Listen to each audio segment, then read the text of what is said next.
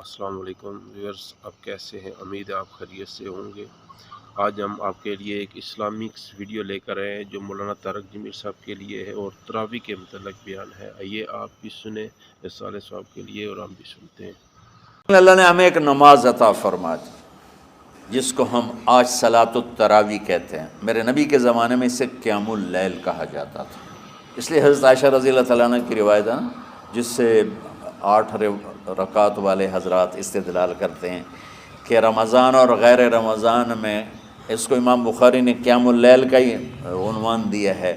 آپ نے 11 رکعت سے زیادہ نماز نہیں پڑھی۔ ایک ضعیف روایت میں ہے کہ آپ نے 3 دن پڑھائی نماز، یہ تو صحیح روایت ہے۔ کتنی رکعت پڑھائی؟ تو ایک ضعیف روایت میں ہے کہ 20 رکعت پڑھائی۔ اچھا، ضعیف روایت سے عبادت ثابت نہیں ہو سکتی حکم شرعی۔ تو جب حضرت عمر رضی اللہ تعالیٰ عنہ نے سب کو، اب میرے نبی کے دور میں 3 دن کے بعد آپ تو آئے نہیں کہ کہیں فرض نہ ہو جائے، تو صحابہ اپنے طور پر قرآن سنتے تھے ٹولیوں میں۔ صدیقی دور میں 2 سال وہ فتنوں میں گزرا، تو اس میں بھی اسی طرح چلا کہ ٹولیوں میں ہوتے تھے۔ حضرت عمر رضی اللہ عنہ کے زمانے میں حکومت مضبوط ہو گئی، طاقتور ہو گئے، تو ابتدائی سالوں میں نہیں، چند سالوں کے بعد اب مسجد میں تشریف لائے تو لوگ اس طرح کوئی 4 ادھر 4 ادھر 5 ادھر 10 ادھر 20 ادھر، تو کہنے لگے ان کو ایک امام پہ جمع کر دیا جائے تو کتنا اچھا ہوگا۔ تو آپ نے سب کو اکٹھا کیا اور ابی بن کعب رضی اللہ تعالیٰ عنہ کو امام بنایا اور سب کو ایک نماز پہ جمع کر کے 20 رکعت کا حکم عطا فرمایا۔ تو حضرت عمر کا یہ عمل اس حدیث کو مضبوط کر دیتا ہے کہ چونکہ میرے نبی نے کہا علیکم بسنتی و سنت الخلفاء الراشدین من بعدی، کہ میری اور میرے خلفاء راشدین کی سنت پر مضبوطی سے عمل کرنا۔ تو حضرت عمر کا جو 20 رکعت طے کرنا ہے، اگر ان کا اپنا اجتہاد ہے تو بھی ہمارے لیے عمل کے لیے کافی ہے، اور اگر ان کو یہ یاد ہے کہ میرے نبی نے 20 پڑھی تھیں تو اور زیادہ اچھی بات ہے۔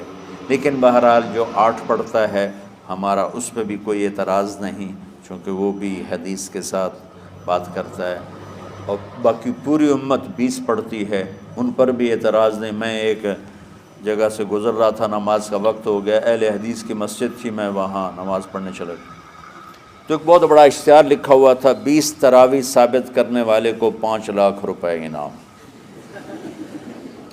کہ 20 تراویح، سینکڑوں سال سے امت کا عمل 20 تراویح آ رہا ہے۔ تراویح کا نام جو پڑھا مجھے یوں لگتا ہے کہ اہل مکہ، یعنی اہل مکہ جو تھے نا، وہ 4 تراویح پڑھ کے ایک طواف کرتے تھے، تو وہ آرام کے لیے ہوتا، ترویحہ آرام، تھوڑی دیر کا آرام۔ تو 4 تراویح کے بعد ایک طواف کرتے تھے، وہ چھوٹا سا طواف 10 منٹ میں ختم ہو جاتا تھا، اور پھر 4 تراویح پڑھتے تھے، پھر طواف کرتے تھے، پھر 4 پڑھتے تھے، پھر طواف کرتے تھے۔ یہ صحابہ کے تھوڑے بعد کے دور کی بات۔ تو مدینے والوں کو پتہ چلا کہ مکے والے تو یہ کرتے ہیں، وہ کہنے لگے اساں کی کریے؟ انہوں نے کہا اسی 40 تراویح پڑھیں گے، 40 رکعت، وہ 40 رکعت پڑھتے تھے۔ تو نوافل میں کوئی سختی نہیں کہ بھائی 8 سے زیادہ نہیں پڑھنی، بدعت ہو جائے گی، اور 20 پڑھنا بدعت ہے، یہ سب جہالت کی بات ہے۔ اور یہ 8 پڑھ رہے ہیں یہ غلط ہے، یہ بھی حماقت کی بات ہے۔ جو صحیح حدیث سے دلیل پکڑ کے کوئی عمل کرتا ہو تو بھائیو اس سے بحث نہ کیا کرو، مناظرہ نہ کیا کرو، یہ بہت نادانی والی بات۔ اور امت کا خلق، لاکھوں کروڑوں انسانوں کا ایک عمل پہ جمع ہونا، یہ بذات خود اس کی طاقت کی ایک دلیل۔ اور حرمین جب سے میرے رب نے حضرت عمر نے 20 رکعت شروع کی، آج تک وہاں بھی ساری مساجد میں 8 رکعت تراویح ہوتی ہے، لیکن حرمین کی مسجد میں 20 رکعت، ادھر بھی ادھر بھی۔ اور یہ جو وہ وہاں ختم قرآن پہ دعا نہیں مانگی جاتی، یہ کس کا عمل ہے؟ حضرت عثمان کا۔ حضرت عثمان نے اپنے دور خلافت میں تراویح پڑھانے والے سے کہا جب قرآن ختم کرو تو دعا کرنا۔ وہ کہنے لگے جی کیا دعا کروں؟ کا جو تیرے دل میں آئے کرنا۔ تو ختم قرآن کی رات تراویح کی آخری رکعت میں من الجنت والناس کے بعد دعا کے لیے ہاتھ اٹھانا، یہ حضرت عثمان رضی اللہ تعالیٰ عنہ نے اس کو زندہ فرمایا۔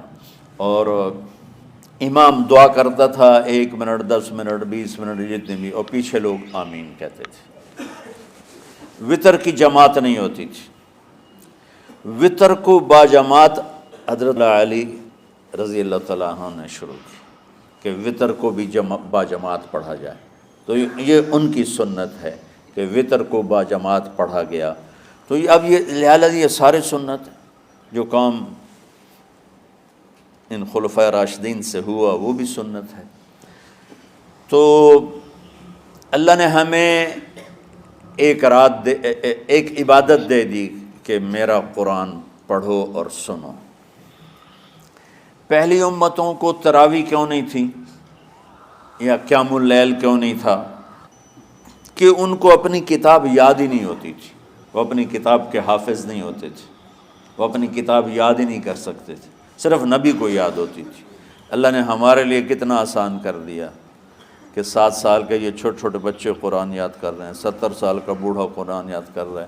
یہیں یہ مولوی یوسف صاحب کا ساتھی تھا یا پتہ نہیں ان سے پہلے تھا، سلمان، مولوی سلمان، آج کل امریکہ میں ہوتے ہیں، ہماری ایک شاخ چلا رہے ہیں ماشاءاللہ۔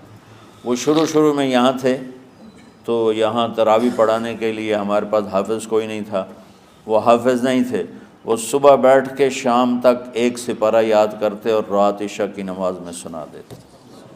30 دن میں قرآن یاد کر کے سنا دی۔